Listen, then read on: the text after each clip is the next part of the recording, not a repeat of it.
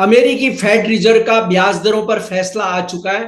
अब gold silver market में क्या होगा, ट्रेड कैसे करना चाहिए, इस पर बात करेंगे या वेल्थ ग्लोबल के डायरेक्टर अनुज गुप्ता से, जो बताएंगे क्या अब सोने की कीमतें ऊपर जाएगी या दबाव में आएगी, क्या चांदी नई हाई की ओर बढ़ेगी या फंसा देगी निवेशकों को, भारतीय बाजार में इसका असर क्या होगा।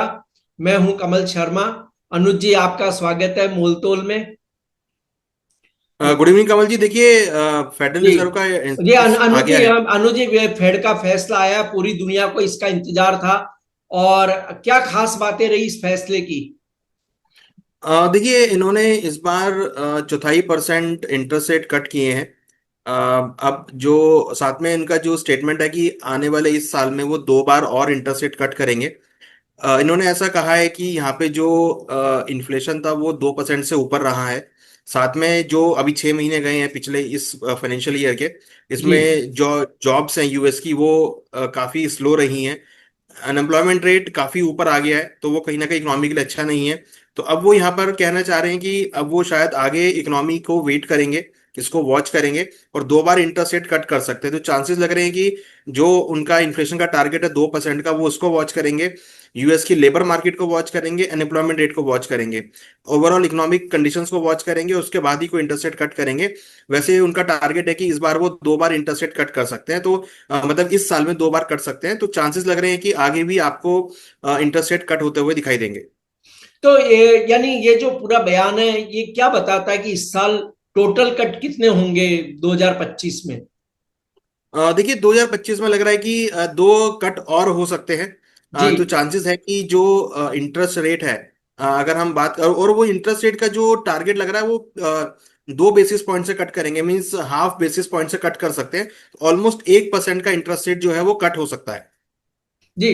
और अनुज जी, फेड के ताजा फैसले का गोल्ड और सिल्वर की कीमतों पर क्या तात्कालिक असर पड़ा है। देखिए, हमने देखा कि गोल्ड ने नया हाई बनाया है। करीबन $3760 का स्पॉट मार्केट में हाई बनाया है गोल्ड ने, और वहां पे मूवमेंट करता हुआ दिखाई दिया। यहाँ पर मैं आपको एक चीज बताना चाहूंगा कि जो डॉलर इंडेक्स है अब वो 96 तक के लेवल पे टेस्ट कर गया है। जी तो यहाँ पर भी बड़ी गिरावट जो है वो होती हुई दिख रही है। और अगर हम बात करें डॉलर इंडेक्स की, तो डॉलर इंडेक्स अब जो है ऑलमोस्ट उस लेवल पर आ गया है जहां पर वो फरवरी 2022 पे था। तो करीबन 3 साल के निचले स्तरों पर डॉलर इंडेक्स आता हुआ दिखाई दिया है। वहीं अगर हम देखें तो गोल्ड के अंदर भी पॉजिटिव मोमेंटम है, और अब गोल्ड के प्राइस जो है $3700 के ऊपर ट्रेड करते हुए नजर आ रहे हैं। सेंटीमेंट यहाँ पर इंटरेस्ट रेट कट होने के बाद से पॉजिटिव होते हुए दिखाई दिए हैं। तो क्या जो गोल्ड $3700 को क्रॉस किया, ये एक बैरियर माना जा रहा था, तो यानी अब क्या गोल्ड में एक नई तेजी हम देख पाएंगे। देखिए, बिल्कुल तेजी देख पाएंगे।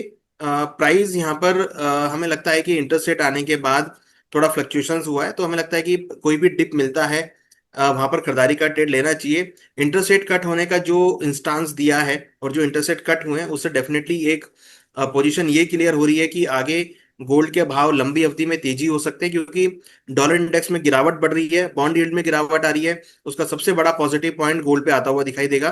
तो लंबी अवधि में लगता है कि गोल्ड के भावों में आगे तेजी रहेगी। और अगर ये 2 बार इंटरेस्ट रेट कट करते हैं और 1% का अगर इंटरेस्ट रेट कट होता है, तो गोल्ड में और आगे तेजी बढ़ती हुई दिखाई देगी। तो अनुज जी, जो आपने अभी कहा कि डॉलर इंडेक्स 2022 के लेवल यानी 3 साल के निचले लेवल पर आया है, तो इसका लाभ तो यानी फिर दूसरी नॉन एग्री कमोडिटीज और कमोडिटी जो है एग्री उनके भी मिलेगा। देखिए, बिल्कुल इसका इम्पैक्ट अगर हम देखें तो पॉजिटिव इम्पैक्ट जो है वो आपका गोल्ड सिल्वर और मेटल्स पे आ सकता है।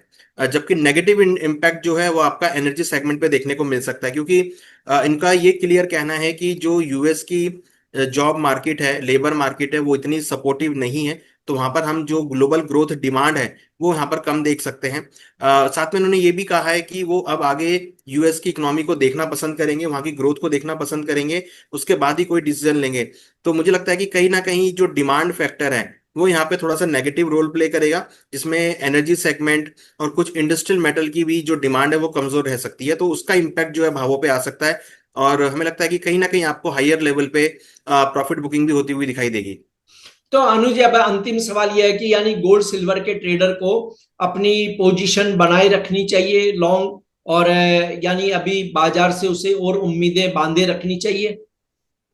देखिए बिल्कुल यहाँ पर अगर हम बात करें, अगर हम लेवल्स की बात करें तो $3650 एक काफी अहम सपोर्ट गोल्ड का है। तो जो भी पोजीशन बनाते हैं आप 3650 के स्टॉप लॉस के साथ पोजीशन को बनाना चाहिए। अगर 3650 का लेवल ब्रेक होता है तो फिर हम वहां पर एग्जिट होना पड़ेगा, क्योंकि कहीं ना कहीं प्राइस थोड़े ओवर एक्सटेंडेड भी हैं, जो कि कहीं ना कहीं एक ओवरबॉट की सिचुएशन दिखाते हैं। बट हाँ, ये जरूर तय है कि भावों में लंबी अवधि के लिए ट्रेंड पॉजिटिव बन गया है, और आपको जल्दी ही $3750 $3800 के लेवल देखने को मिलेंगे लंबी अवधि में। जी। अनुज जी, आपका कोई डिस्क्लेमर? यहाँ पर हमने जो भी डिस्कस किया है वो नॉलेज और अवेयरनेस के लिए, फेडरल रिजर्व की मीटिंग आई है उसके इंटरेस्ट रेट के बेस पे है। और कोई भी ट्रेड लेने से पहले अपने फाइनेंशियल एडवाइजर से जरूर डिस्कस करें। जी, आपका शुक्रिया, धन्यवाद अनुज जी। Thank you.